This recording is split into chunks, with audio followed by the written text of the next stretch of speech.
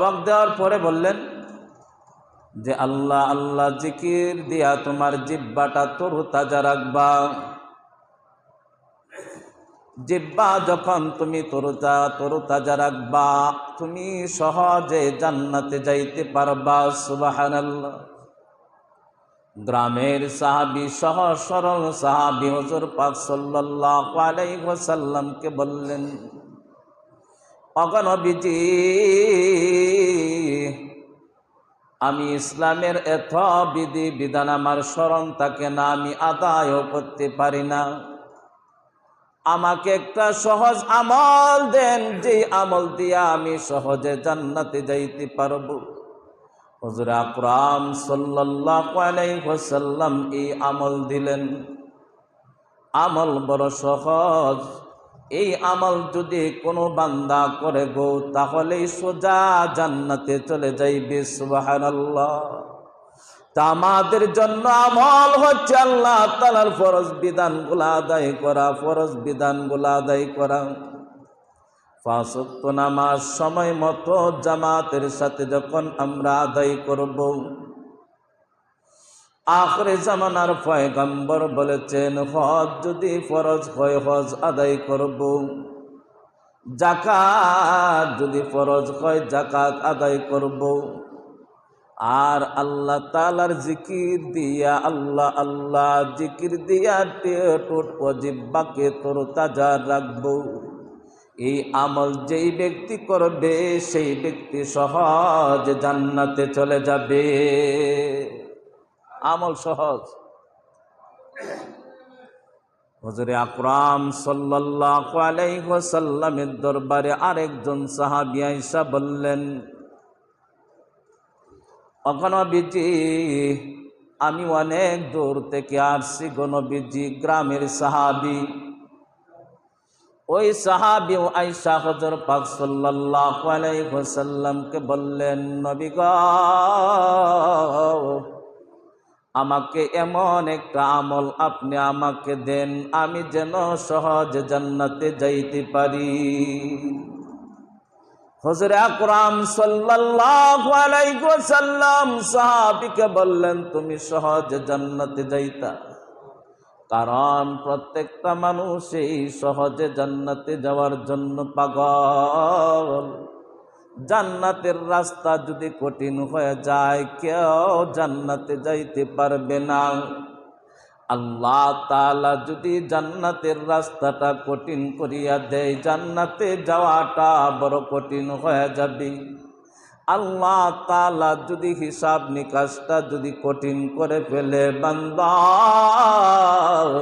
৭০টা বছর তোমাকে হায়াত দিয়েছিলাম, কাওয়ান তো আর তোমাকে কম কাওয়াই নাই। এত এত নিয়ামত আমি আল্লাহ তাআলা তোমাকে কাওয়াইলাম, এই নিয়ামতের হিসাব দিয়া এরপরে তুমি জান্নাতে যাও। আল্লাহ তাআলা যদি কারো কাছ থেকে হিসাব নেয়, তাহলে জান্নাতে যাওয়া হবে না, জাহান্নাম ছাড়া কোনো উপায় থাকবে না। এই জন্য গ্রামের সাহাবী, সহজ সরল সাহাবীরা আয়েশা হুজুর পাক সাল্লাল্লাহু আলাইহি ওয়াসাল্লামকে বললেন, নবী গো, আমাকে একটা সহজ একটা আমল দেন, যাতে করে আমি সহজে জান্নাতে যাইতে পারি। আল্লাহর নবী বললেন, তুমি সহজে জান্নাতে যাইতে চাও? সাহাবী বলেন, নবী গো, আমি সহজে জান্নাতে যাইতে চাই। তখন হুজুর পাক সাল্লাল্লাহু আলাইহি ওয়াসাল্লাম বললেন, ফরজ বিধানগুলা তুমি আদায় করবা। আচ্ছা ঠিক আছে, পানি। আচ্ছা আচ্ছা, যাও, ঠিক আছে।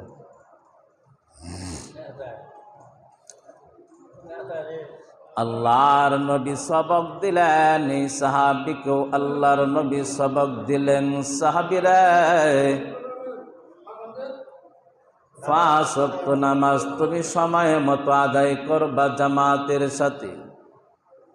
হজ যদি ফরজ হয় তুমি হজ আদায় করবা, যাকাত যদি ফরজ হয় যাকাত আদায় করবা।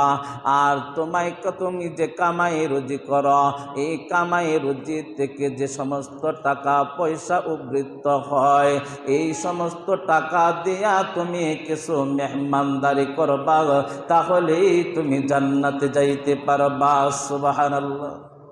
এই সাহাবীকে আরেক ধরনের সবক আল্লাহর নবী দিলেন।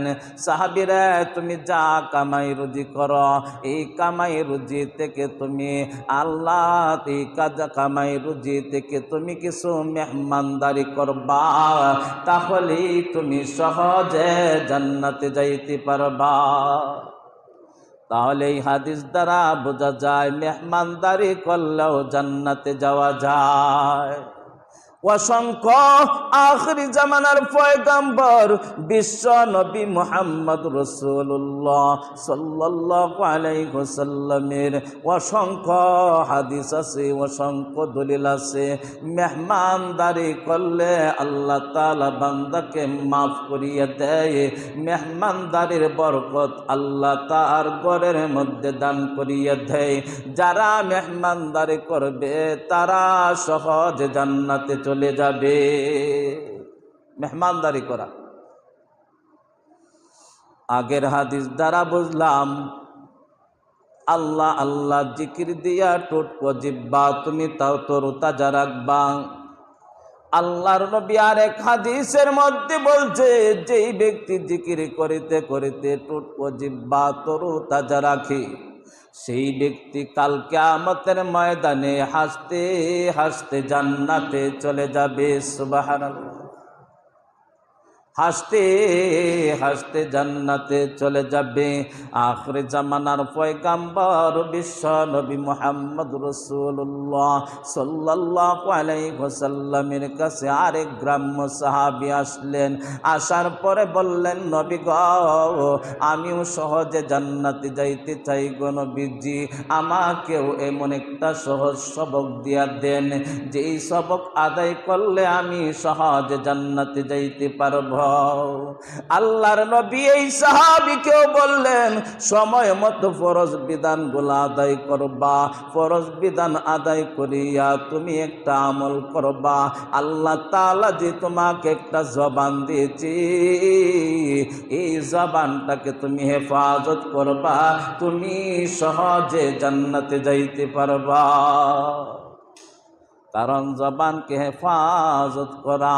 আল্লাহর নবী সাহাবীকে সবক দিয়েছেন, 5 ওয়াক্ত নামাজ জামাতের সাথে আদায় করবা, হজ ফরজ হইলে হজ আদায় করবা, যাকাত ফরজ হইলে যাকাত আদায় করবা। আরেকটা আমল তোমাকে দিলাম, আল্লাহর নবী বলে তোমার জবানটা তুমি হেফাজত করবা।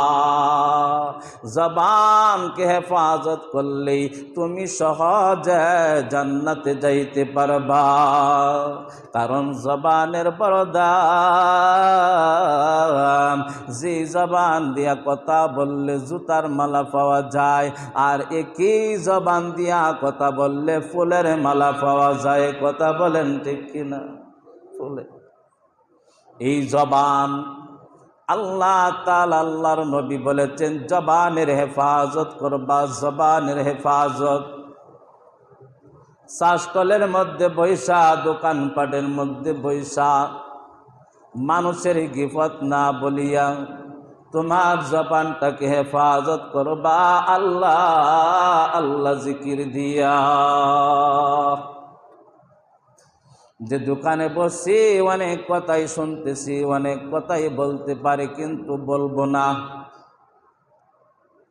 আজকে দেখা যায় সত্য মিথ্যা কথা দোকানের মধ্যে বৈশা চলতেছে। একজনের দোষ আরেকজন গাইতেছে, আরেকজনের দোষ আরেকজন গাইতেছে।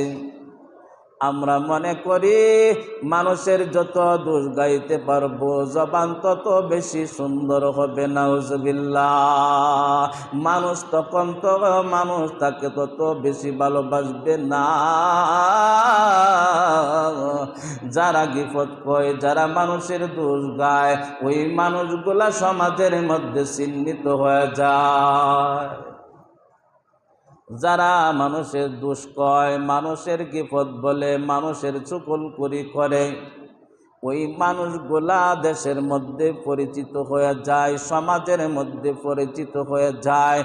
এই জন্য আল্লাহর নবী ওই সাহাবীকে আল্লাহর নবী সবক দিয়েছেন, সাহাবীরে তোমার জবানকে তুমি হেফাজত করবা, সহজে তুমি জান্নাতে যাইতে পারবা। জবানকে হেফাজত কর।